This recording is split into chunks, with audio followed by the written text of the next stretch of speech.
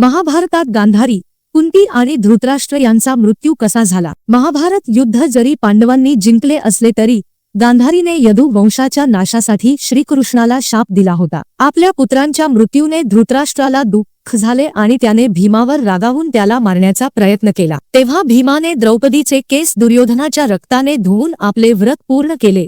त्यामुळे धृतराष्ट्र आणखी संतप्त झाला। युधिष्ठिराने हस्तिनापूरवर अनेक वर्षे राज्य केले, पण भीम धृतराष्ट्राला टोमणे मारत राहिला। टोमणेने दुखावलेल्या धृतराष्ट्र आणि गांधारी यांनी संजय सोबत जंगलात तपश्चर्या करण्याचा निर्णय घेतला। एके दिवशी जंगलात मोठी आग लागली आणि धृतराष्ट्र, गांधारी आणि कुंती यांनी तपश्चर्येमध्ये आपले प्राण अर्पण केले। त्यानंतर संजय जंगल सोडून हिमालयाच्या दिशेने गेला आणि त्याने संन्यासी जीवन धारण केले। नारदमुनींकडून ही बातमी ऐकून पांडव दुःखी झाले, पण त्यांनी श्राद्ध विधीपूर्वक केले। काही वर्षांनी पांडव आपले कर्तव्य पूर्ण करून स्वर्गात गेले आणि श्रीकृष्ण वैकुंठ धामला गेले। असे म्हणतात की श्रीकृष्णाच्या जाण्यानंतर कलियुग सुरू झाले, त्यामुळे जगात अधर्म वाढू लागला।